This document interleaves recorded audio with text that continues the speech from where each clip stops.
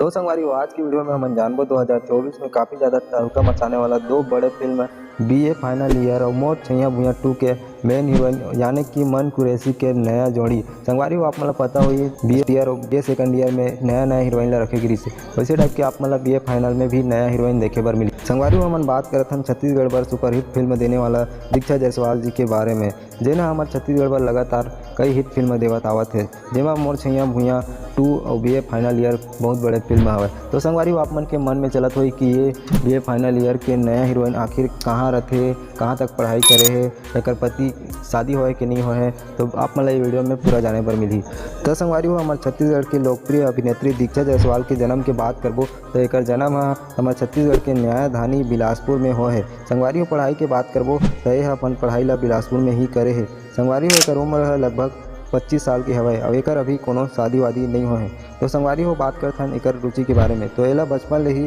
काफ़ी ज़्यादा गायन और डांसिंग में बहुत ज़्यादा रुचि रही से, जेकर वजह से एकर घर वाले मन है एकर काफ़ी ज़्यादा सपोर्ट करी से आवाज़ हमारे छत्तीसगढ़ में अपन परचम लहरावत है यानी कि लोकप्रियता हासिल करत है। तो संगवारी हो ये अपन सोशल मीडिया में काफ़ी ज़्यादा एक्टिव रहते और काफ़ी ज़्यादा पोस्ट घलो करत रहते, जेकर वजह से एकर छत्तीसगढ़ सोशल मीडिया में काफ़ी ज़्यादा फैन फॉलोइंग घलो हवे।